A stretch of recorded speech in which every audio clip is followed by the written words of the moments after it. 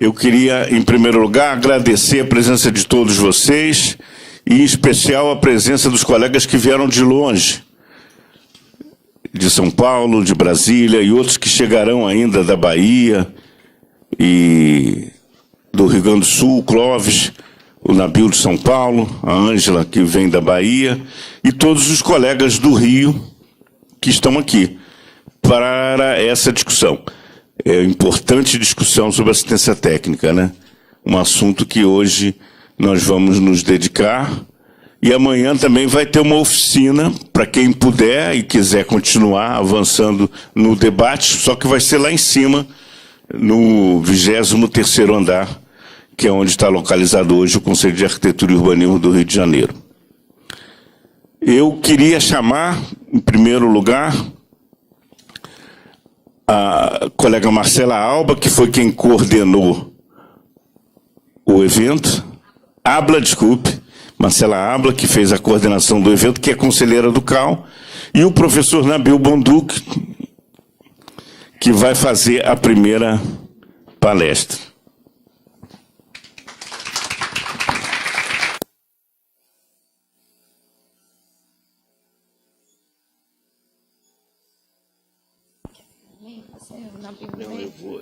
Acho que eu vou sentar ali, vou deixar vocês. Então, bom dia a todos e a todas. Eu agradeço a presença de todos vocês aqui hoje, no evento. E quero agradecer ao Nabil, que no intervalo entre as aulas da USP, conseguiu estar aqui com a gente. Vai ser super corrido, então aproveitem o tempo do debate para fazer as suas perguntas, porque o Nabil vai estar com a gente um tempo bem curto hoje. E a gente agradece muito a sua presença. E o Nabil, todos sabem, né, seu grande destaque em todos os campos da política habitacional do Brasil. E, por favor, Nabil, depois as perguntas vão ser feitas por escrito. O Will Robson e a Natália estão ali, vocês podem passar para eles as perguntas, eles têm o papelzinho para anotar. E é isso. Bem-vindo. Obrigado. Bom dia para todos, para todas. Prazer estar aqui com vocês. Felizmente, muito mais corrido do que eu gostaria, porque eu dou aula na quinta tarde, quinta noite e sexta tarde. Então, eu vim aqui realmente num intervalo e ficava difícil ficar o dia inteiro, né? Particularmente hoje. Então, mas eu queria aqui cumprimentar, né, todos os arquitetos e urbanistas do Rio de Janeiro, né? Agradecer a Marcelo o convite, Jerônimo, o Will também, que fez a relação aí para a gente poder estar aqui com vocês hoje. Dizer que, bom, é um tema assim, extremamente importante para nós, arquitetos. Eu preferia falar depois do Clóvis, né, porque o Clóvis está nessa luta aí pela ciência técnica há muito mais tempo que eu. E eu acho que, né, ele representa um pouco todo um processo que nós tivemos, principalmente no Congresso Nacional, depois com a aprovação, com entrar a lei, o Zezéu, né, quero aqui também referenciar, né, a memória do Zezéu, que, né, viabilizou depois a aprovação da lei nacional. Eu queria focar um pouco a minha fala em duas questões básicas. Primeiro, falar uma coisa que todo mundo sabe, mas é bom a gente trazer de volta, que é a importância do autoempreendimento da habitação no Brasil, né? Porque ele é fundamental para a gente discutir a importância da assistência técnica. E, em segundo lugar, falar das questões de implementação de um programa de assistência técnica, como nós estávamos conversando agora há pouco. Há um consenso de todo mundo que é importante esse tipo de trabalho, do poder público. Nunca vai conversar no Rio de Janeiro, numa prefeitura, qualquer prefeitura, todo mundo acha que é importante, no segmento profissional. No legislativo, né, eu mesmo sou autor de um projeto de uma lei municipal de São Paulo, de 2001, né, que, né, introduziu o tema da assistência técnica como um programa municipal, né, mas as dificuldades de implementação desse programa são enormes, né? Então, acho que esse momento é um momento importante, uma vez que o CAL tomou essa decisão de alocar 2% de recursos para assistência técnica, que eu acho que não é isso que vai resolver o problema de um programa de assistência técnica, evidentemente, mas vai talvez gerar algumas experiências e principalmente mobilizar o setor, né, toda a nossa, não só os arquitetos urbanistas, mas todo o setor da habitação, para discutir a importância da implementação de programas de assistência técnica nas nossas prefeituras. E quando eu digo prefeitura é porque, né, já quero dizer muito claro que eu acho que isso aí tem que ser uma ação das prefeituras. Ele tem que ter recursos de outros níveis de governo, mas é a prefeitura o principal ator do ponto de vista do poder público para implementar um programa desse tipo. Bom, em relação à questão eu prefiro chamar do autoempreendimento da casa própria, né, e não da autoconstrução. Isso é tema que eu trabalhei muito em alguns livros meus, alguns artigos.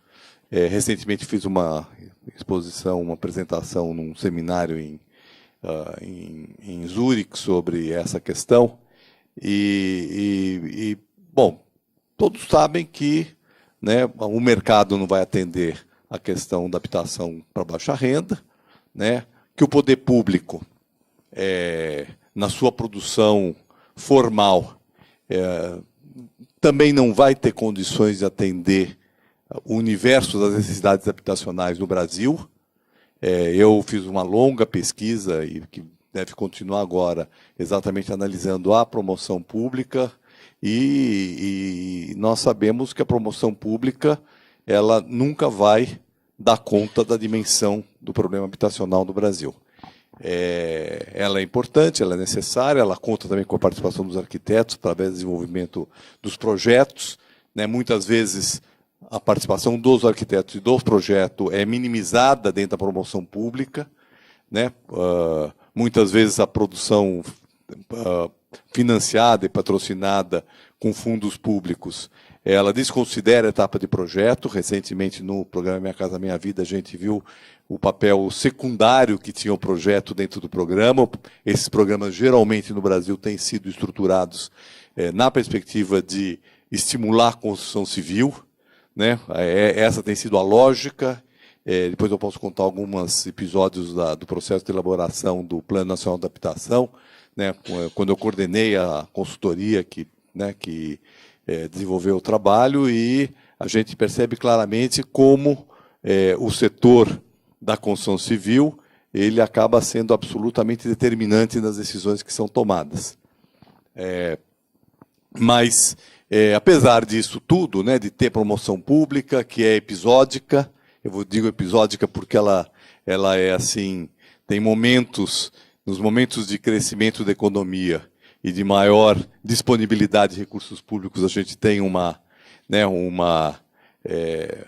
boom de produção pública, né, de produção pública. Então, aconteceu no período do BNH, é o que aconteceu recentemente, e nos momentos de crise fiscal, seja dos recursos orçamentários, seja dos recursos não orçamentários, né, FGTS, sobretudo, nos momentos de crise fiscal, a promoção pública ela desaba de maneira absurda. Mas, seja nos momentos de boom, seja nos momentos de crise, a promoção, né, a autopromoção da habitação popular, ela acontece e sempre aconteceu.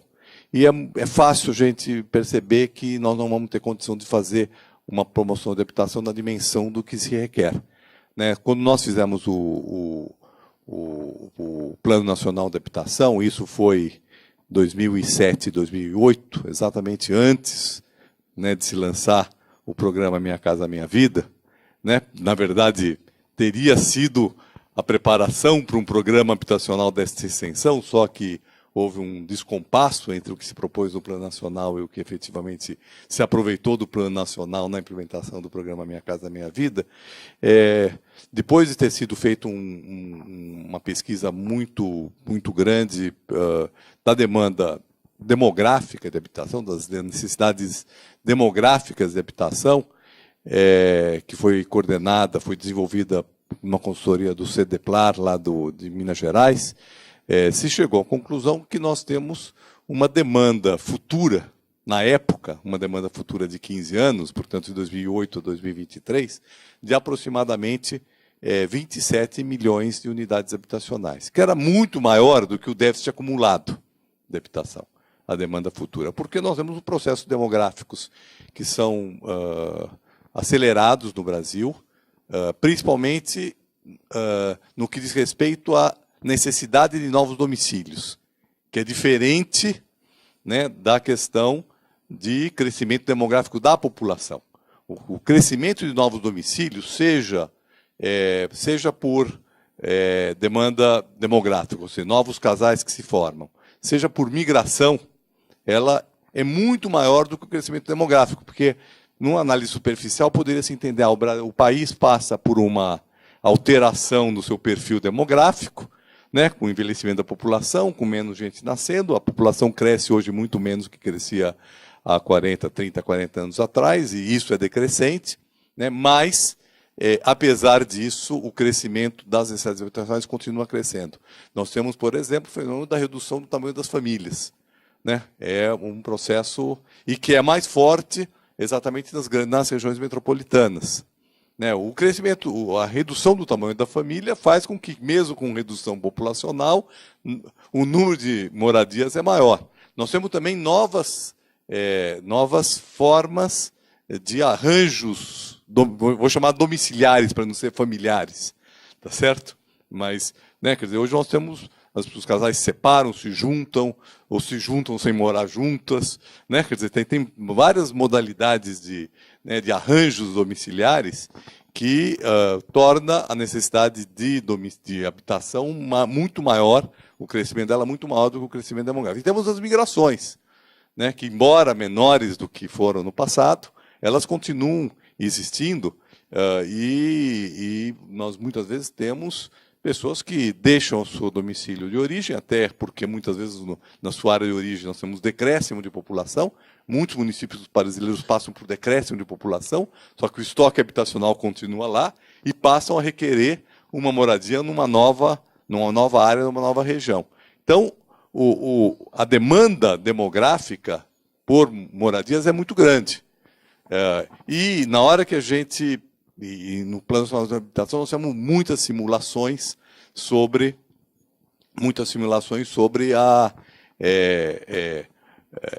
o quanto custaria, qual seria a necessidade econômica para poder atender as demandas que nós temos de habitação. A demanda demográfica, o déficit acumulado, o déficit quantitativo acumulado, que estava em torno de 7 e poucos milhões, né, de unidades, o déficit qualitativo, que são as unidades habitacionais com problemas, né, de habitabilidade, de infraestrutura, que chegavam a alguma coisa em torno de 10 milhões de unidades, né, considerando a infraestrutura deficiente, sem falar ainda de um outro problema que já está acontecendo e que vai se agravar nos próximos 20, 30 anos, que é o problema do estoque obsoleto de moradias.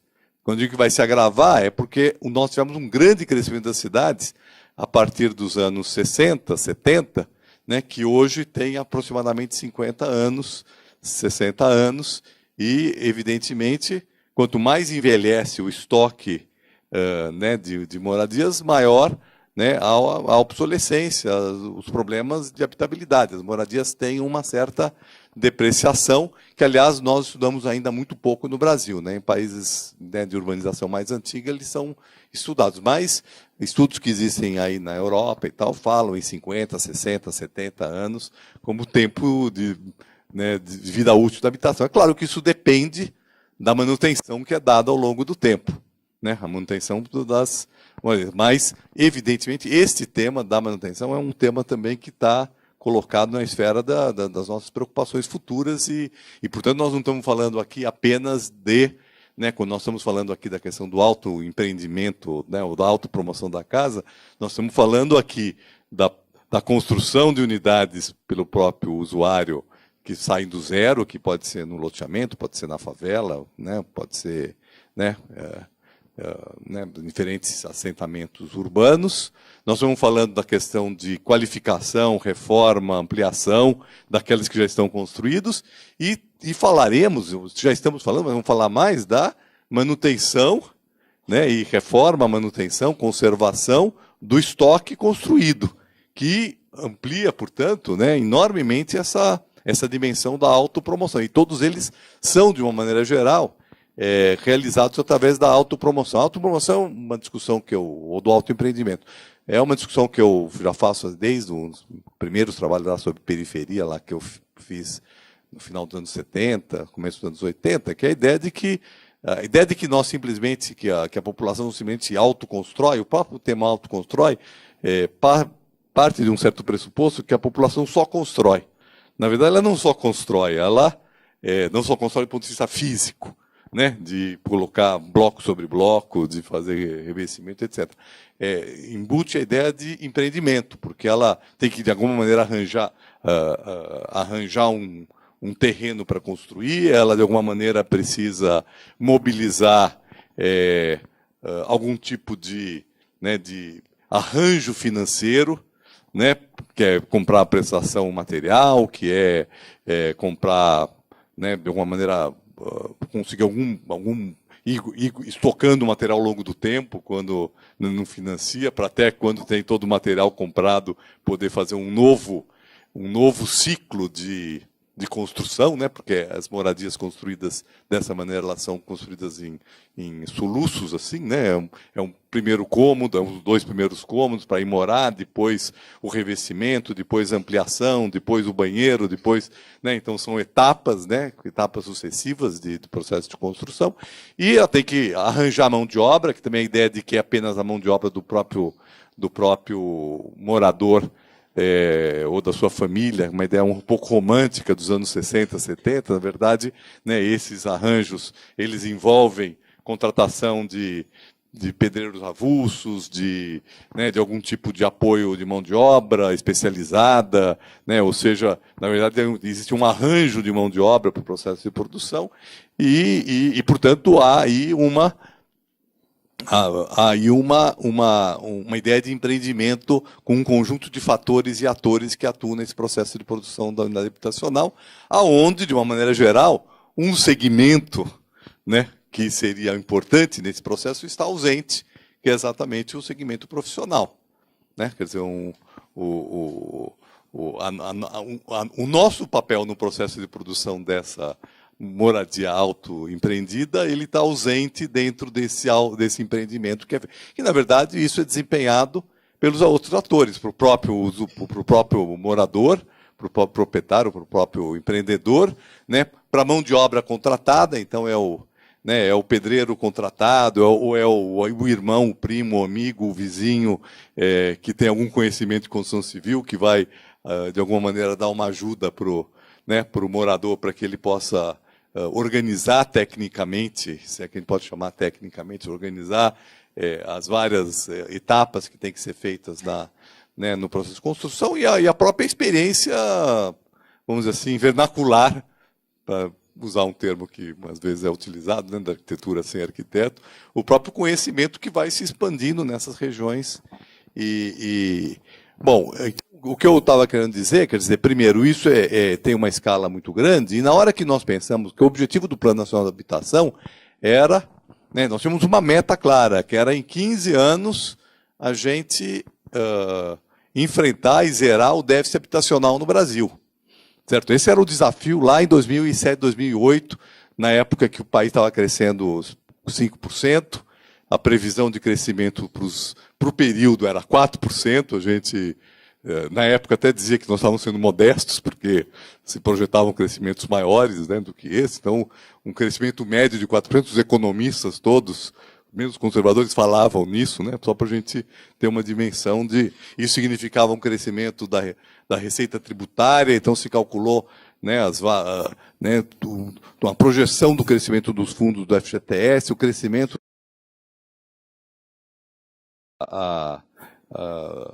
o patrimônio líquido do FGTS, que poderia ser aplicado como subsídio, quanto que o governo federal poderia dar de subsídio. Tem toda uma análise desse tipo, né? E nós chegamos num desenho, depois de muitas simulações, num desenho de como esse problema podia ser enfrentado no país. Tá certo? Bom, isso apontou, e veja que nós estamos ali numa perspectiva otimista, por um lado, economia, por outro lado, realista, certo? Mais realista do que depois o plano o Minha Casa Minha Vida adotou como critério de subsídio. Adotou, embora não conseguiu cumprir, né, mas, de qualquer maneira, adotou um critério até superior àquele nosso. E lá nós fizemos, então, um desenho do que seriam as tipologias para enfrentar o problema habitacional no Brasil. Quais seriam as formas? Tipologia essa cruzada com uma tipologia de municípios, porque os tipos de município têm um papel fundamental na solução, na tipologia de enfrentamento do problema. Em municípios de pequeno porte, a possibilidade do autoempreendimento da casa ser feito é muito maior do que em regiões metropolitanas, por exemplo. Por quê? Porque o autoempreendimento da casa própria pressupõe principalmente a construção de unidades térreas, unidades sem muita sofisticação construtiva, e, portanto, o autoempreendimento da casa própria era mais viável num municípios de pequena dimensão. E aí o que não quer dizer que ele não existiria também em região metropolitana, certo? Em região metropolitana também ele existia, mas numa porcentagem muito menor, eu tenho até os quadros aqui, mas eu não vou mostrar porque ia ficar uma coisa muito maçante, e eu acho que o objetivo não é esse.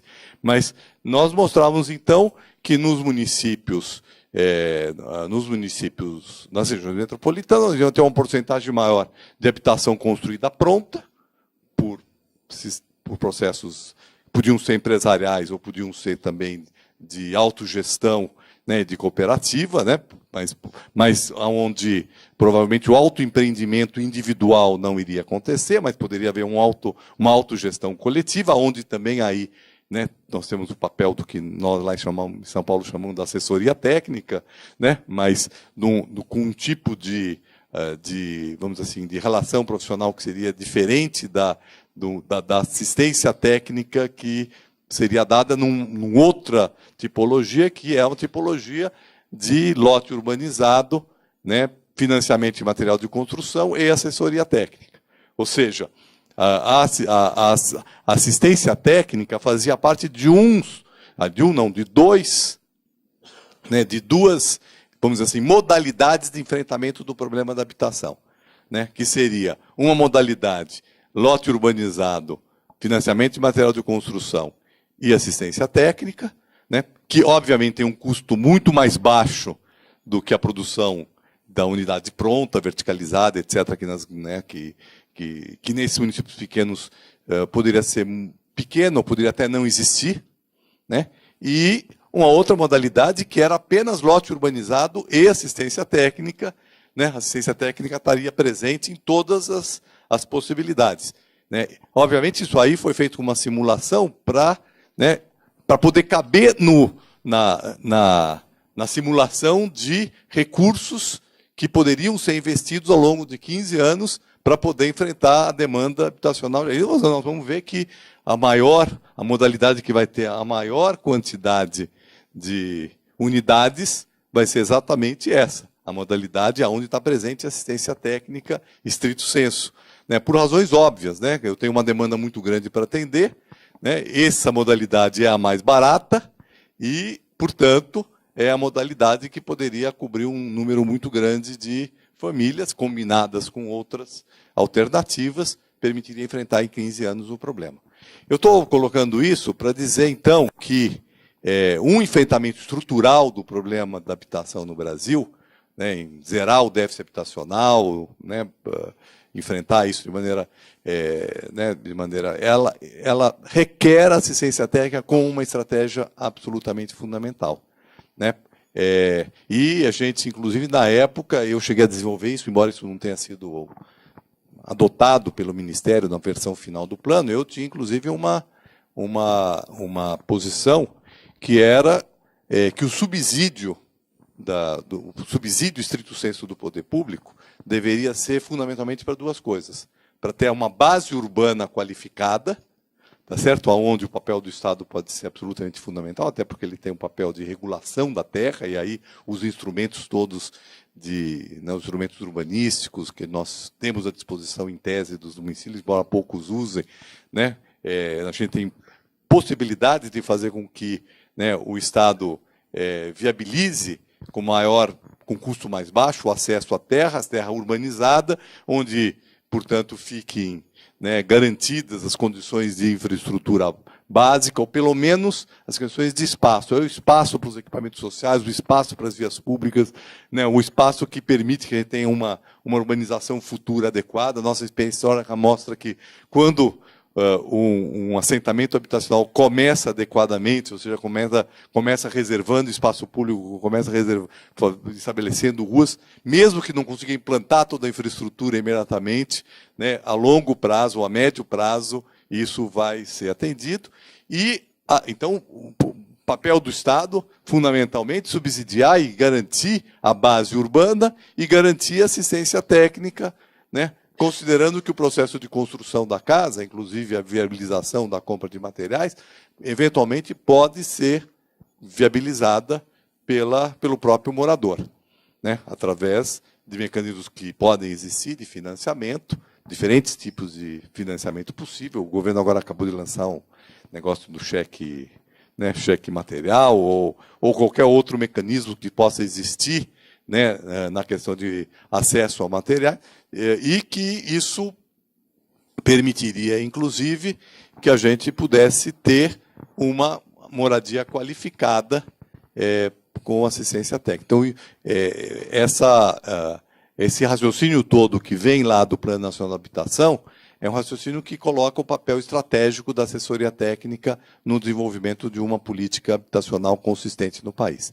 Posto isso, né, e claro que isso está diretamente ligado a uma estratégia nacional, que nós temos que voltar a discutir, nós estamos nesse contexto aqui do golpe que nós tivemos, da paralisação de programas sociais, dos direitos sociais sendo rediscutidos no país, mas nós vamos ter que rediscutir isso, e como eu falei, nós temos épocas de bonanças e épocas de crise, né? Nas épocas de bonança, então, o setor civil corre e abocanha, né, os fundos públicos, né, em projetos, projetos habitacionais, né, basicamente produzidos pelo mercado formal e a custos relativamente altos. Nos períodos de crise, né, quando isso é mais difícil de acontecer, os governos precisam dar alguma resposta, né, se abrem mais para programas que não requerem um grande investimento de recursos, porque os fundos públicos são dilapidados, né. Não é por acaso que, né, o período dos anos 80 e 90, né, quando os fundos públicos estavam dilapidados, né, pelo período anterior, né, e parcialmente pelo período do Collor, que também, né, fez um investimento totalmente fora de propósito com recursos do FGTS, foram momentos em que floresceram muitas experiências alternativas de produção da habitação, né, com, né, diferentes alternativas que foram sendo pensadas para enfrentar o problema. Então, os momentos de crise são, de certa forma, propícios para poder se pensar programas alternativos. Bom, então, a questão que se coloca para nós, e é o tema desse seminário, é como pode se viabilizar. Porque uma coisa é colocar num modelo, numa modelagem, que eu vou ter lá alguns milhões de moradias construídas com apoio de assistência técnica. Certo? Isso é relativamente fácil, é uma questão quase matemática de tentar fazer um cálculo do quanto custaria isso. Outra coisa é como colocar de pé um programa desse tipo, que eu acho que é o nosso grande desafio. Porque colocar de pé esse programa exige uma articulação institucional, uma articulação dos atores, que não é muito simples de fazer, por uma série de problemas, né? Então, a gente pode aqui, nós temos que identificar os problemas para poder depois né, ver como enfrentá-los, né? Em primeiro lugar, que o nosso trabalho, nós gostemos ou não, é um trabalho caro, certo? É um trabalho caro para as dimensões do custo né, de um processo de autoempreendimento da casa própria, porque um acompanhamento, né, de um processo de construção, não fazer um projeto, né, um projeto também é um processo complexo nas condições em que se dá a produção da habitação autoempreendida no país. Mas, além disso, tem um acompanhamento que se dá, geralmente, em lugares distantes, né, de onde estão os profissionais. Ele se dá de maneira muito alongada, porque a natureza dessa produção é uma natureza que exige muito tempo e muitas etapas, e que exige um acompanhamento de perto, porque no momento em que o empreendedor, né, o promotor daquela moradia, tem condições para fazer com que aquilo ande, ele vai querer fazer aquilo andar numa velocidade que os profissionais, em geral, tendem a ter dificuldade de acompanhar, né? Quer dizer, é muito comum, né, para quem já participou um pouco dessas experiências, eu tive algumas experiências desse tipo já, a gente meio como se nós queríamos, para aí que nós vamos resolver isso aqui melhor, certo? Só que o empreendedor, o promotor, ele quer tocar aquilo porque ele está com o material lá, ele está com a mão de obra no local, ele está com necessidade de ter o resultado, né? E o nosso conhecimento técnico ainda vamos dizer assim, não suficientemente reconhecido como fundamental, né? Quer dizer, contrário, por exemplo, dos médicos. Os médicos, se o médico fala, não, para de tomar isso aqui porque eu vou fazer teu exame, o cara respeita, né? Porque ele vai esperar o exame e, às vezes, também não respeita. Às vezes ele continua tomando uma coisa que talvez não fosse adequada, certo? Porque ele acha que aquilo vai resolver o problema dele. Mas, de alguma maneira, os médicos ainda têm uma aura e um respeito que nós ainda não temos o suficiente para falar assim, eu vou parar porque ele vai me dar uma solução melhor do que aquela que eu estou acostumado a fazer, ou que eu já vi que foi feito, ou que o pedreiro está dizendo que deve ser feito. Tá certo? Então, isso são dificuldades que fazem com que esse trabalho seja, né, difícil. Então, e claro, toda a argumentação que eu desenvolvi aqui fala assim, essa unidade habitacional vai ficar mais barata do que aquela produzida empresarialmente. Porque o que o setor da construção civil fala? Não, esses processos todos que vocês querem fazer, mutirão, autogestão, autoconstrução, etc., no final ele sai muito mais caro do que uma produção centralizada, organizada, industrial, etc. Tá certo? Evidentemente, se a gente for computar todos os custos que estão presentes ali, para tudo ficar direitinho, talvez até saia mais caro mesmo. Só que uma coisa é o custo total, outra coisa é a maneira como esse custo é diluído, seja por atores que atuam sem remuneração, seja em função do tempo que leva para essas etapas acontecerem, né? E, portanto, esse valor é diluído no tempo, né? E na maneira como a economia informal entra nisso, em suma, tem uma série de fatores que fazem com que isso, embora seja mais caro, seja mais viável fazer do que uma produção formal, vamos dizer assim. Então, eu acho que nós temos que, primeiro, tentar identificar com maior clareza todos os pontos de estrangulamento desse processo, né? E ver como que eles podem ser enfrentados. Eu nunca fiz um estudo assim tecnicamente aprofundado para poder fazer. Então, o que eu vou falar aqui vem muito da experiência concreta de ver e de tentar já pensar como enfrentar esse problema. Mas eu acho que isso requer uma pesquisa mais específica. Não sei se alguém, né, a Ângela acabou de chegar aqui, não sei se vocês conseguiram desenvolver alguma coisa nesse sentido de maneira mais aprofundada, né, mas uma pesquisa que identifica esses pontos. Para mim está claro algumas coisas. Primeiro, a atuação, o trabalho de assistência técnica, embora ele tenha que ser garantido com recurso público, ele tem que ser realizado por organizações, vamos dizer assim, que não são organizações do Estado, diretamente do Estado, mas organizações sem fins lucrativos, como são os nossos, onde existem, os que existem, os nossos grupos de assessoria ou de assistência técnica, né, da habitação.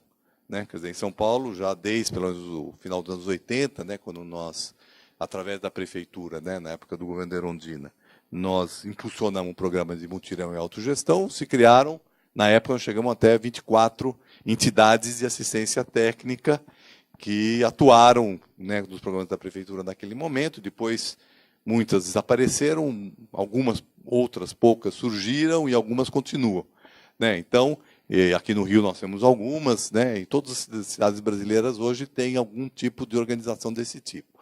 Então, a primeira coisa é essa, quer dizer, uma entidade que formada por profissionais, com coordenação de profissionais, mas que podem, profissionais arquitetos, urbanistas, mas que podem e devem ter outras formações, porque esse trabalho não é um trabalho exclusivamente só de arquitetura, né, e de urbanismo, é um arquiteto que envolve outras, e que deve, e eu vou falar sobre isso mais para frente, deve também contar com uma quantidade importante de estudantes, né? Depois nós podemos discutir aqui, mas eu vou deixar isso, talvez vocês vão discutir mais, a questão da residência, e não só de residência, certo? Não só de residência. Por quê?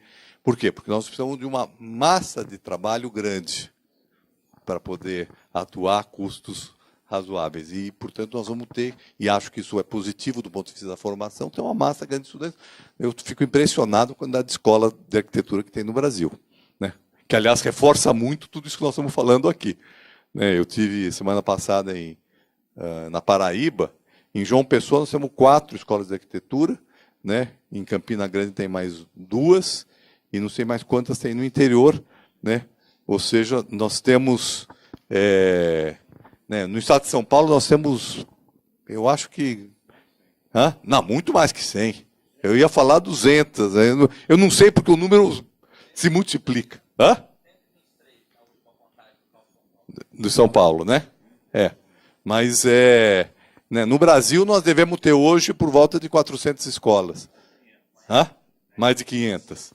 Então, nós temos uma massa de estudantes de arquitetura no país fantástica, certo? Muitos não vão chegar a ser profissionais, provavelmente, a atuar, né? Mas, enquanto estudantes, são muito interessados nessa área e esse trabalho pode fazer parte da formação. Mas isso é uma outra discussão que vou deixar para discussão na parte de formação, porque eu acho que é uma ação importante de formação, não é simplesmente de, como alguns poderiam pensar, e essa questão está colocada, não. Está pensando em mão de obra barata para poder. Mas, primeira coisa, precisa ser concentrado. Precisa ser concentrado territorialmente. Portanto, tem que estar vinculado a um programa.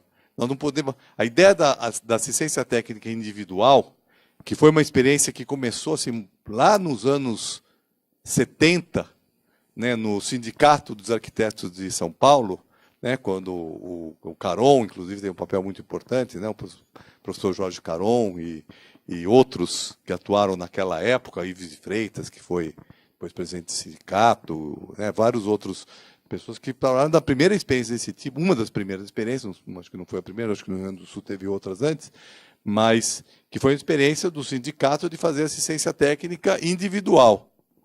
Certo? Então, o sindicato montou uma cooperativa de arquitetos para fazer assistência técnica. Só que era assim, era o arquiteto indo para um bairro X para apoiar um morador que tinha aparecido na cooperativa para pedir um trabalho de assistência técnica. Obviamente, isso, do ponto de vista econômico, é absolutamente inviável, né?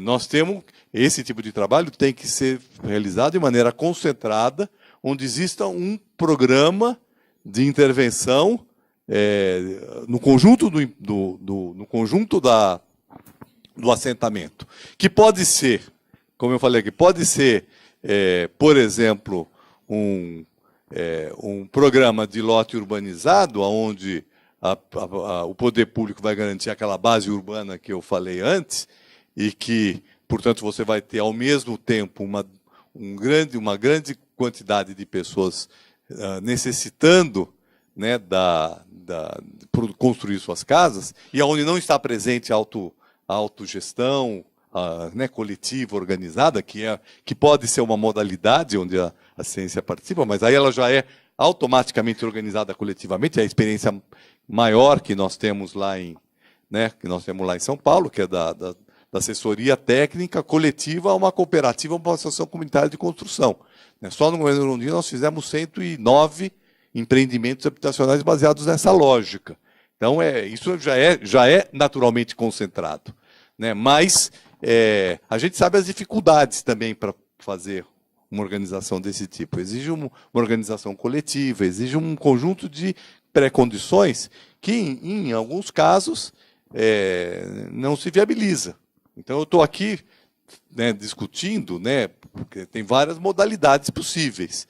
Esta modalidade da autoempreendimento individual, que na verdade, foi a base para pensar a questão da autogestão, porque quando nós estávamos lá nos anos 80, fazendo a reflexão sobre a necessidade de fazer autogestão, mutirão em autogestão, etc., a questão toda é assim, se as pessoas conseguem autoempreender suas casas individualmente, nós podemos juntar as pessoas que autoconstroem individualmente e fazer elas coletivamente. Na época, inclusive, a gente tinha uma certa...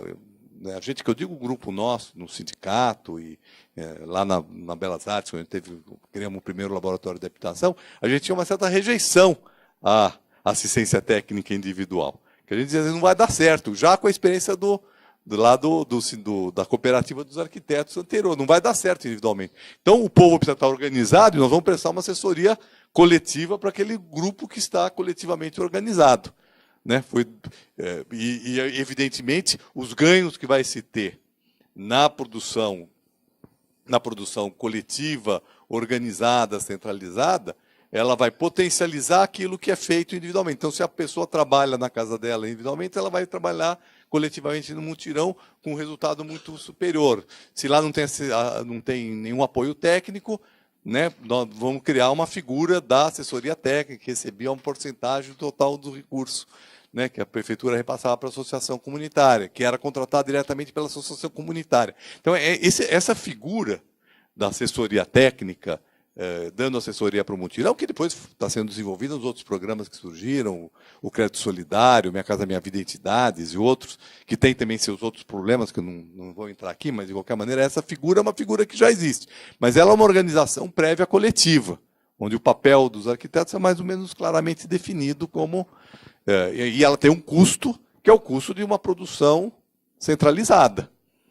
Agora, a alternativa de eu ter uma assistência técnica individual, certo? Ela só se viabiliza se esse individual tiver, vamos dizer assim, esse conjunto de individuais estiver concentrado no espaço físico, onde é, portanto, possível fazer um escritório de apoio de campo, certo? Que vai atender simultaneamente várias unidades habitacionais, que vão ter seus ritmos diferentes e que a presença... Vocês têm aqui a experiência do pouso, que é um pouco isso. A experiência do pouso é um pouco isso, numa escala pequena. Pensando numa escala maior, quer dizer, de um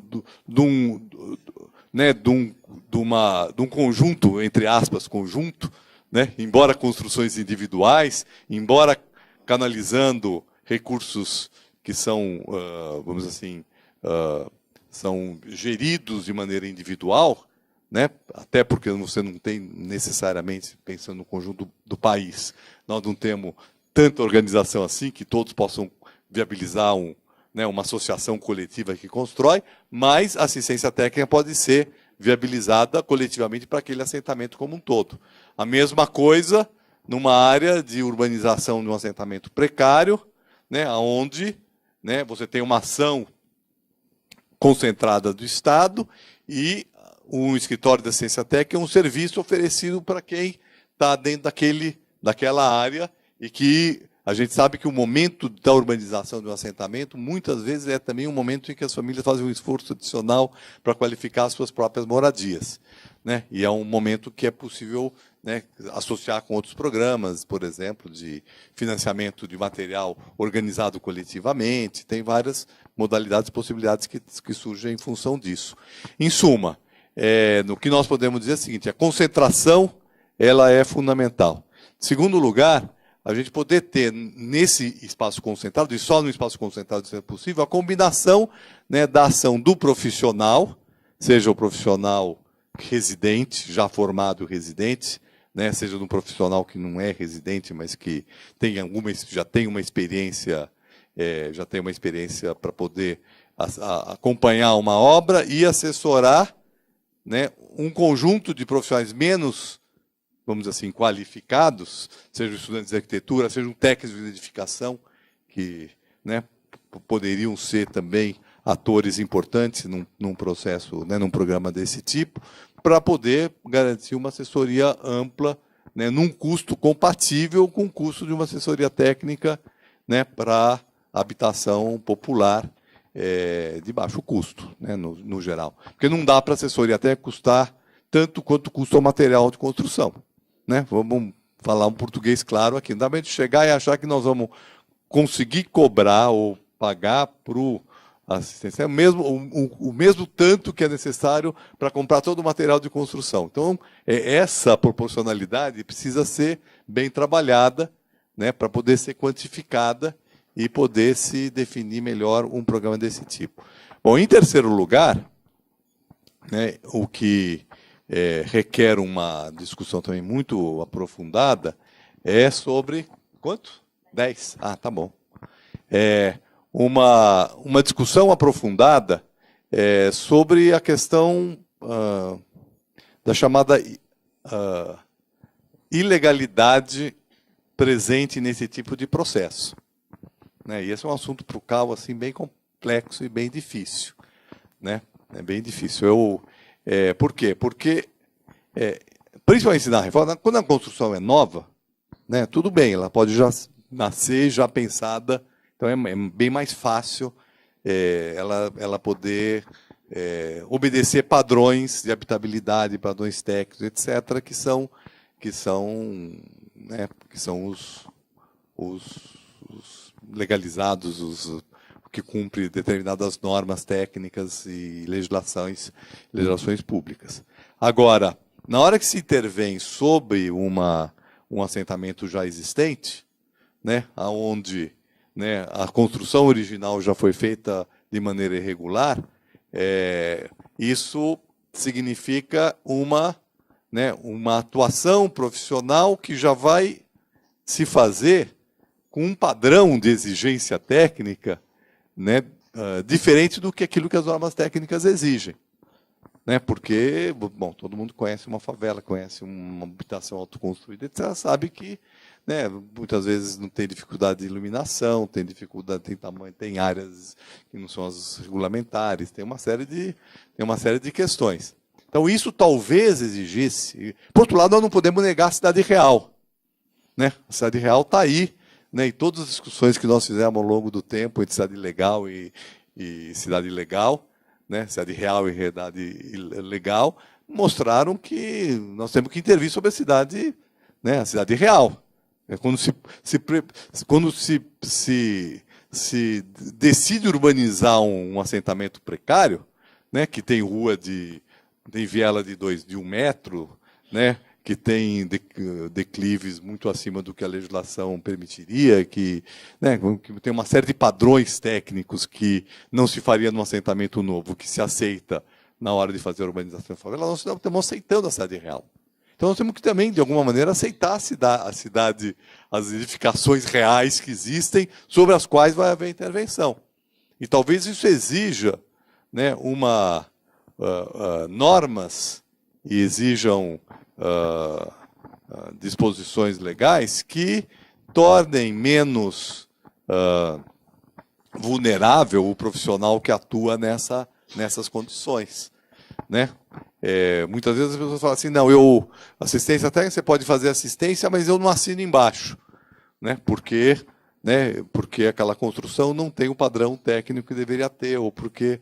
Então, tem que resolver um pouco essa questão, porque senão, né, nós vamos ficar numa situação que é assim, nós fazemos isso aqui meio como se não fosse o nosso trabalho e nossa profissão. Né? É uma militância, é um trabalho, né, e eu queria finalizar exatamente para falar sobre isso, é uma militância, é um trabalho de assistência. Eu não gosto do nome de assistência, eu vou dizer para vocês, viu, Clóvis? Eu sei que, né, lá em São Paulo a gente usa o nome de assessoria, estou falando porque teve um seminário de assistência técnica semana passada, lá em São Paulo, né? E aí, como aliás, o nome era de assessoria técnica, porque em São Paulo se consolidou o termo de assessoria técnica. E aí teve gente que, né, muita gente levantou que, né, que no nome certo é assistência, que é isso que está na lei, é isso que, né, mas nós desde lá dos anos 80, quando nós começamos a fazer esse tipo de assessoria técnica, de assistência técnica, a gente rejeitava um pouco o nome de assistência, porque o nome de assistência, né, levava, na época, sobretudo, a ideia da assistência social e do assistencialismo. A gente sabe que a assistência social também evoluiu muito nesse período, e a assistência social ela evoluiu muito e ela superou, né, essa ideia do assistencialismo como um favor que se faz para os pobres. Mas a resistência que tinha ao termo assistência era um pouco esse. Nós não podemos entender isso assim, primeiro, como um favor que faz aos pobres, ou como uma militância política, que era outro entendimento que também se tinha na época. Né? Quando nós criamos o Laboratório de Habitação na Belas Artes, em 82, os nossos colegas arquitetos renomados, que eram professores da escola, e nós era tudo um monte de moleque de 20 e poucos anos, né? Mesmo que eram professores, né?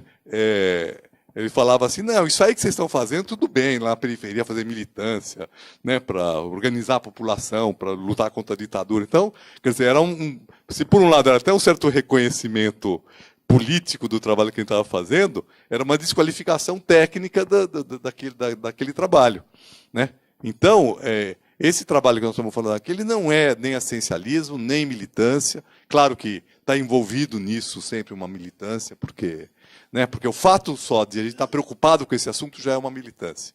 Nós estamos falando aqui de um direito à habitação e de maneiras de atender ao direito à habitação. Tá certo? E, portanto, a gente está discutindo esse tema aqui, e os arquitetos, os presidentes dos sindicatos dos arquitetos que vêm, né, empunhando essa bandeira há 40 anos, né, nós colocamos isso como uma bandeira política de militância, né, que é uma maneira de atender o direito à habitação, que é um direito hoje na Constituição, é um direito à cidade, é disso que nós estamos falando, portanto, é uma atuação profissional, né, que garante um direito social, um direito urbano, que tem que encontrar mecanismos de ser viabilizado de maneira universal. Né? Então, é aí que se enquadra. É claro que estar preocupado com isso faz parte da militância, mas mais essa militância, né, da categoria profissional, a militância né, e depois, evidentemente, a disposição, né, do estudante, do profissional, de estar indo trabalhar com população de baixa renda, que equivale ao médico sanitarista que vai para o posto de saúde da periferia da cidade, que, de certa forma, é diferente do médico que fica no consultório na Zona Sul para, né, atender as pessoas e cobrar R$ 800 uma consulta. Né? Quer dizer, esse tipo de... Né? Lá em São Paulo, os médicos custam até R$ 1.000 a consulta, que eu não sei se chega nesse nível, né? Mas, de qualquer maneira, quer dizer, claro que você tem este profissional que vai para a periferia, etc., ele tem um perfil de atuação, de preocupação, que é diferente, mas aquele trabalho tem que ser um trabalho que é profissional, que garante a sobrevivência dele, garante as condições básicas de vida de um profissional que tem, pelo menos, o salário mínimo profissional como patamar. Né? Que eu sei que isso não é atendido praticamente em lugar nenhum. Nós tivemos uma batalha enorme lá em São Paulo para a prefeitura reconhecer o salário mínimo profissional no salário dos arquitetos inicial, e conseguimos. Né? Depois de muita discussão, e eu estava numa situação muito difícil, porque eu era secretário e do outro lado eram os arquitetos defendendo aquilo que... Certo, a gente sabe as dificuldades para garantir um salário mínimo profissional, mas vamos dizer assim, nós temos que trabalhar com essa perspectiva.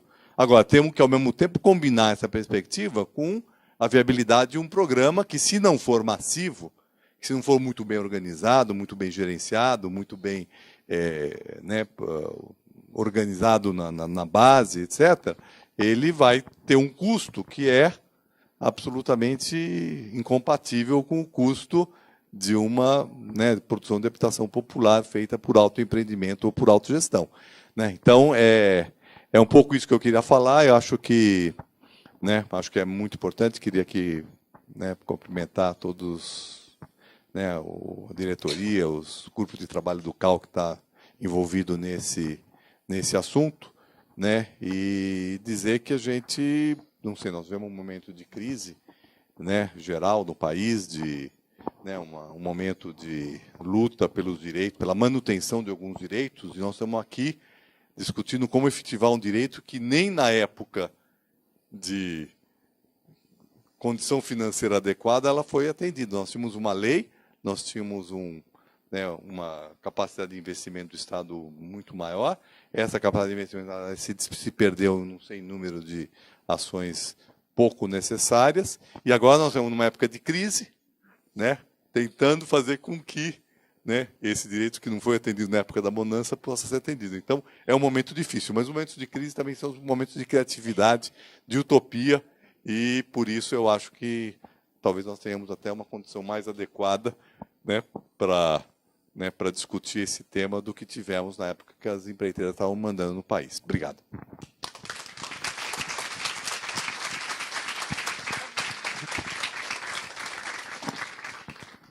Agradeço ao professor Nabil pela palestra, pela conversa que teve com a gente, conosco. E antes de abrir para as 3 perguntas inscritas, eu gostaria de avisar que está passando uma lista também sempre com o Robson ou com a Natália. Para quem tiver interesse em participar amanhã da oficina, que será realizada aqui na sede do CAU, no 23º andar, de 9 da manhã a 1 da tarde. A gente vai estar discutindo ainda esse tema, como que a gente poderá trabalhar com a metodologia. Essa inscrição tem que ser feita hoje e os nomes completos, telefone, porque só vai poder entrar quem estiver na lista. E a entrada não é nessa porta principal, é uma portaria nos fundos do edifício. Então, professor Nabil, eu vou fazer as perguntas que foram colocadas. A primeira é da Roberta, ela é arquiteta legal. E ela pergunta: qual é a proposta da assistência técnica em parceria com as prefeituras para legalizar, licenciar estas construções, levando em conta que toda obra precisa de licença prévia? E a legalização posterior transforma o arquiteto... Não sei o que está acontecendo. E a legalização posterior transforma o arquiteto em responsável por esta obra. Essa é a primeira. Eu vou fazer as 3. Isso. Essa foi a primeira.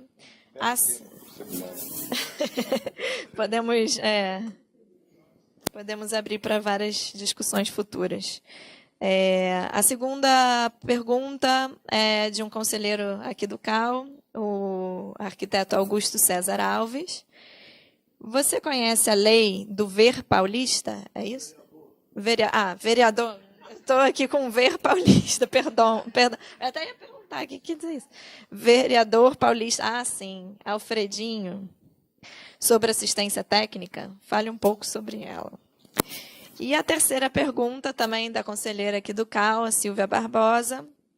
Os programas de locação social em Paris consideraram as promoções de moradia para os universitários. Não. Tá difícil esse aqui, Silvia. Para os universitários recém-formados, artistas,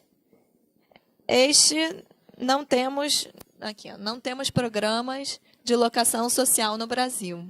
Só algumas experiências. Assistência técnica poderia ajudar estes segmentos? Quais experiências consideraram estes segmentos no Brasil? Obrigada. Desculpa, Silvia. Silvia Barbosa.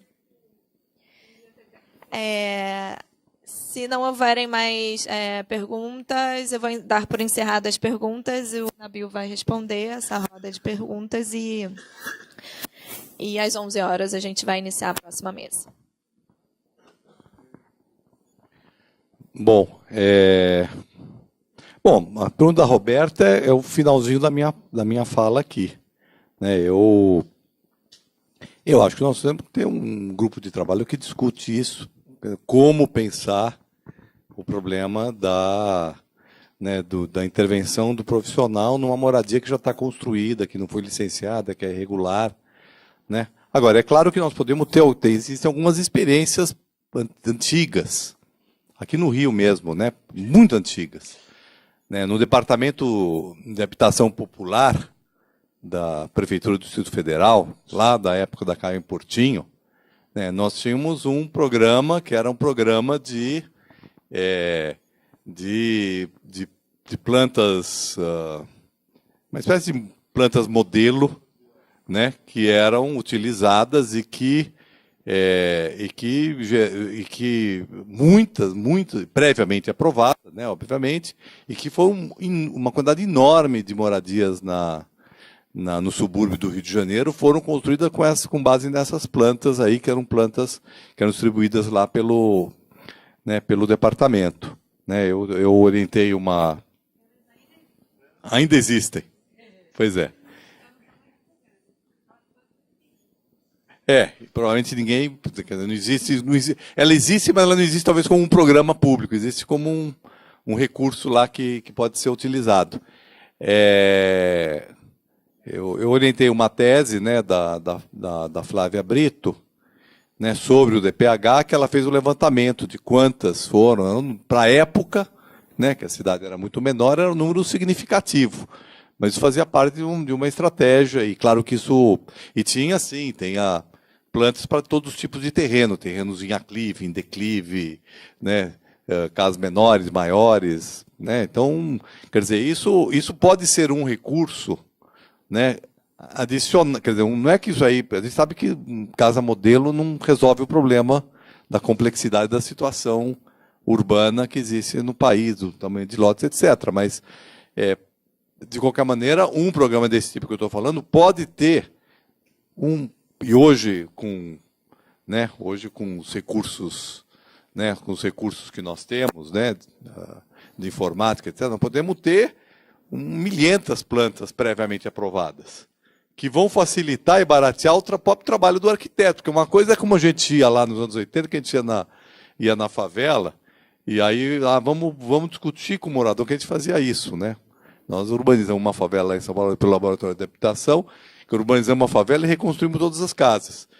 E a gente ia com cada morador discutir com a casa que ele ia ter, desenhava, depois quantificava a quantidade de material que precisava. Quer dizer, tudo bem, eram estudantes, né, orientados por arquitetos, e quem estava bancando aquele custo era a faculdade. Era numa pequena escala de uma favela de 40 moradias, dava para fazer, certo? Aliás, do ponto de vista de formação, era excelente, certo? Agora, né, fazer isso em grande escala não tem a menor possibilidade. Então, nós poderíamos ter uma coisa desse tipo, né? 1.500 possibilidades que depois o arquiteto lá no campo ele vai, né, pegar aquela unidade, vai identificar qual que funciona melhor, né, estabelecer uma discussão com a família para ver. Aí esse trabalho de interlocução com o morador ele é muito importante para poder, inclusive, enquadrar o que vai ser feito. Então, para moradia nova, eu acho que dá para fazer isso sem muito problema, ter a licença prévia, certo? Agora, no caso de reforma e de qualificação da moradia, isso já é bem mais difícil, porque já parte de uma moradia que não está formalizada. E você vai fazer... Então, nós agora aprovamos... Quer dizer, já faz um tempo que tem em São Paulo, acho que no Rio também já deve existir. Quer dizer, determinados tipos de reforma não exigem licenciamento, certo? Então, de alguma maneira, isso pode ser superado com uma legislação que dispense o licenciamento de certos tipos de intervenção, né? Ou que, aonde exista um programa, perímetros, aonde existe um certo tipo de programa, onde conta com um apoio técnico institucionalizado já, reconhecido pela prefeitura, dentro daquele perímetro não se exige, né, porque também, né, vamos dizer, a possibilidade de que você tenha um programa apoiado pela prefeitura, que está fazendo uma construção, uma reforma, que vem um fiscal da prefeitura e embarga, ou vem um fiscal do CAL, né, e diz, isso aqui não está regular, não tem responsável técnico, etc., né? Quer dizer, Então, isso precisa ser pensado de maneira mais ampla. Então, dentro daquele perímetro, né, tem lá um escritório e, coletivamente, a responsabilidade técnica ela é assumida de alguma maneira que precisamos discutir melhor como ela é assumida, né, para poder gerar um resultado. Eu acho que é um problema importante para ser enfrentado, mas eu acho que tem mecanismos para isso. E está mais fácil agora que a gente tem o CAL preocupado com isso, certo? Quer dizer, eu acho que poder formatar isso e de maneira bem formatada e poder oferecer, porque as prefeituras, gente, aí tem um outro assunto que tem a ver com a crise de Estado no Brasil. As prefeituras estão sendo, o poder público no Brasil está sendo desmontado, certo? De cabo a rabo, né? Quer dizer, nós fizemos um esforço enorme, anos de batalha para criar o Ministério da Cidade, né? Que virou um escritório de despacho de aprovação, que não está refletindo, pensando, perdeu a capacidade, e o governo talvez não queira que tenha essa capacidade de formulação de políticas, né? E já não é de hoje, já há um tempinho já vinha perdendo, né? Pegar desde o tempo do Olívio Dutra, né, até o final do governo Dilma, já vinha perdendo gradativamente toda a capacidade de formulação, né? E agora nem se fala. As prefeituras dos estados estão perdendo seus quadros técnicos aceleradamente. Então, quando a gente fala assim, as prefeituras têm que montar o programa, qual é a capacidade que hoje tem as prefeituras de fazer isso? Talvez, não sei onde é que está o Jerônimo aqui, está ali, né? Talvez essa disposição do CAL de disponibilizar 2% para assessoria, talvez ele pudesse ser concentrado em uma assessoria para as prefeituras montarem um programa. Porque eu acho que as prefeituras não vão formular esse programa. Então, né, o Augusto falou da lei do Alfredinho, né? Eu tinha uma lei, a minha lei de assessoria técnica é de 2001, né? Antes da lei nacional. O que o Alfredinho fez foi trazer um pouco da lei nacional para esse assunto no âmbito do município. Mas seja a minha lei, seja a dele, né, não se viabiliza porque a prefeitura, mesmo prefeituras progressistas, não conseguiram formular programas amplos, massivos dentro desse tema, né? Então, eu acho que o problema é que as prefeituras não têm hoje condição de formular. E também tem que pensar como fazer isso, pensar em termos de Brasil, né? Porque a gente pensa no São Paulo, Rio, né, que são prefeituras grandes, com muitos técnicos. Né? Agora, você vai para cidades pequenas, onde talvez esse trabalho seja até mais fácil de viabilizar, né? Essa prefeitura não tem condição nenhuma.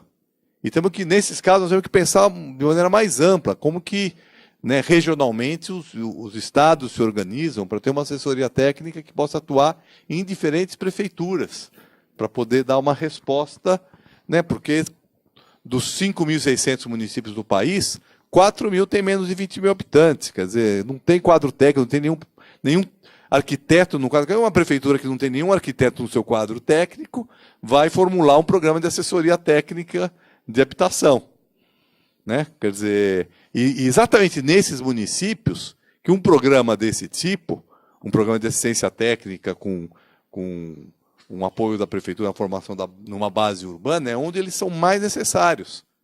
Certo? Quer dizer, o que me dá assim, assim, eu fico desesperado de ver quando você vai num município de 10 mil habitantes, você chega lá e tem um conjuntinho Minha Casa Minha Vida de 100 unidades habitacionais, certo? De 50 habitacionais construídas pronta, uma casinha toda igualzinha uma do lado da outra, certo? Que foi lá uma empreiteira de fora, certo? Com um projetinho padrão vagabundo que pegou lá na Caixa, etc., que aprovou e está lá naquele... Quer dizer, aquilo lá, se multiplicar pelo valor daquela construção, resolveria todos os problemas de habitação do município.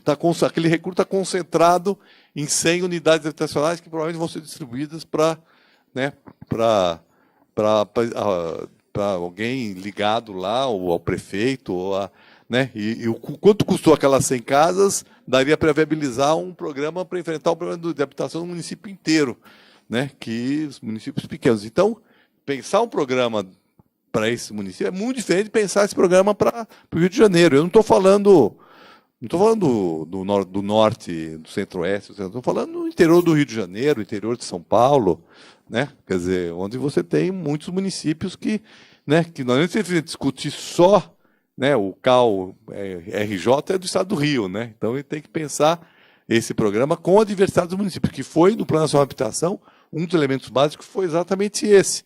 Nós temos uma rede urbana muito diferenciada no país, né? Não só pelo porte do município, pela dinâmica do município. Às vezes esse município de 100 mil, de 20 mil habitantes, ele é um município estagnado de população. Só que o prefeito conseguiu lá 100 casinhas, né? 100% subsidiadas, Minha Casa Minha Vida 1, que foi muito mais fácil fazer lá do que seria fazer numa região metropolitana, porque a prefeitura tem terra, está lá geralmente longe, então uma terra barata, geralmente um antigo sítio que tem alguém ligado ao prefeito que foi desapropriado para fazer aquele conjunto né, e lá nem precisava fazer habitação, precisava era colocar esgoto e melhorar as moradias que já existiam, né? Então eu acho que a gente tem que pensar essa diversidade da rede urbana e do problema da habitação no país para pensar um programa de maneira diferente. Lê a próxima, então, antes de eu responder.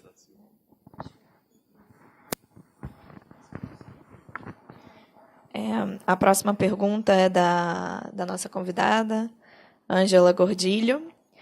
Nabil, como podemos, nesse momento de crise, fortalecer a campanha pelo PEC da moradia, fundamental para a assistência técnica ser regulamentada?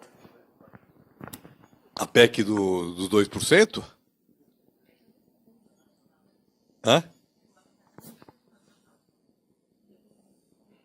Não, porque tem aquela PEC que está no Congresso, que é a PEC que vincula recursos para moradia. Não é dessa que você está falando? Bom, tá. Vamos deixar ela para o final. Bom, em relação à questão da alocação social, eu acho que muito pouco. Eu acho que o tema da alocação social com o tema da assistência técnica são dois temas que têm pouca intersecção, né? Porque a alocação social parte do pressuposto que tem um parque público, né? Não necessariamente gerido pelo poder público, ele pode ser gerido por entidades da sociedade, etc., mas ele é um parque público que exige uma moradia, vamos dizer assim, que é produzida de maneira centralizada. É claro que os profissionais arquitetos têm um trabalho importante na formulação do programa desse tipo, nos projetos, né? Então os arquitetos têm um papel importantíssimo num programa desse tipo. Agora, o trabalho de assistência técnica direta para o morador, acho que não tem uma relação muito direta. Eu acho que onde tem uma relação muito forte, e que nós precisamos também trabalhar, é um campo novo, é aquilo que eu falei aqui antes, que é na manutenção, da manutenção, da recuperação, da qualificação de unidades e conjuntos já produzidos, que, como eu falei, vai ser uma questão crescente no país. Né? Se a gente pensar que o período BNH, que vai até 86, portanto fazem 30 anos, né, produziu no país 4 milhões e 200 mil unidades habitacionais, certo? E essas unidades têm de 30 a 50 anos já, mais ou menos, né?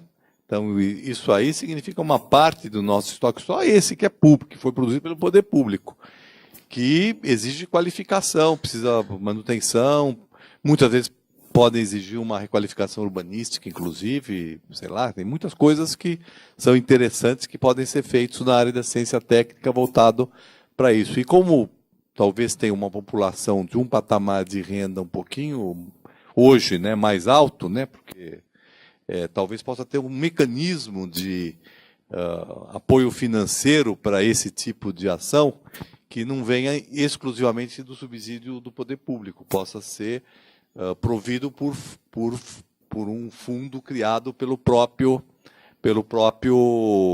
condomínio, né, pelo próprio e está bem dentro disso que eu estou falando. É uma área concentrada, tá certo? Onde você tem demandas de muitas unidades. Então, o trabalho de assistência técnica voltado para manutenção, requalificação, né, desse tipo de ação, ela pode ser muito viável e acho que é um campo para ser explorado.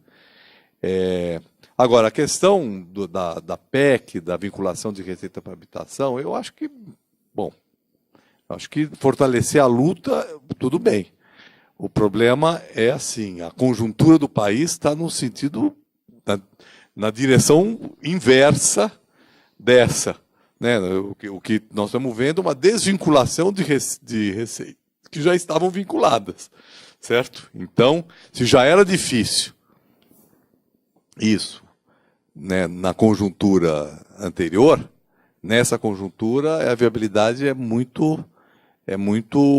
acho muito baixa.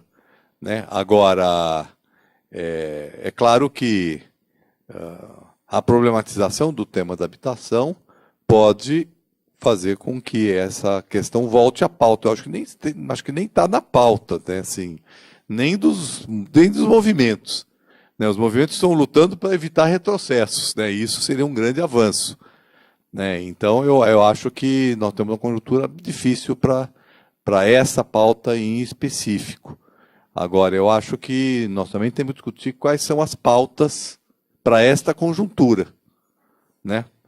Aquela pauta era adequada naquela conjuntura. Eu lembro que, quando nós discutimos o Plano Nacional de Habitação, que estava naquele momento que eu falei de crescimento do país, nós tínhamos como meta atingir, depois de, se não me engano, eram 6 ou 7 anos, a gente chegar nesses percentuais de 2%, né, e nível nacional, e 1%.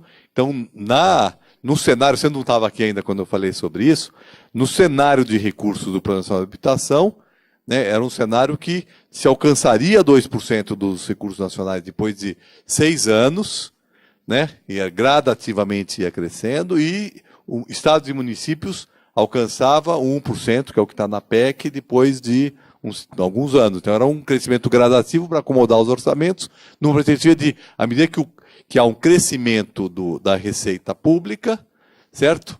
Uma parte significativa do crescimento do fundo público fosse destinado, então, à habitação. Agora, no momento que você tem um decréscimo, né, Agora, é interessante porque isso aí foi discutido e tal, e foi super negociado com o Ministério da Fazenda, com todos os atores da área econômica, foi dificílimo chegar nisso. Né? Aí veio aquela crise de final de 2008, 2009, uma super pressão no mercado imobiliário, e quando o programa Minha Casa Minha Vida foi lançado, e com a meta, né, de 1 milhão, depois de 2 milhões de unidades habitacionais, se atingiu, pelo menos na previsão, se atingiria, num prazo muito mais curto do que nós tínhamos previsto, os 2%. Certo? Porque foi o momento em que até a gente, quer dizer, que tinham participado, tinham discussões, e a Caixa, todo mundo falava que era impossível, né? Porque embora o governo fosse um governo, né, progressista, o governo Lula, que estava querendo enfrentar esse problema, etc., você tem os mecanismos de Estado, na Fazenda, né, no Banco Central, na burocracia da Caixa Econômica, etc., que sempre eram conservadores no sentido da disponibilidade de recursos para o subsídio habitacional, que é basicamente disso que nós estamos tratando, seja de recursos do próprio fundo, sejam recursos do Tesouro. Né? Mas, de repente, teve uma decisão política ali, né? E num prazo mais curto do que aquele, só que, quer dizer, a grande questão é que a gente claramente viu que, apesar de se alcançar 2%, pelo desenho dos produtos habitacionais que estavam sendo propostos, nós estaríamos mais distantes de enfrentar o problema do que a gente tivesse um desenho que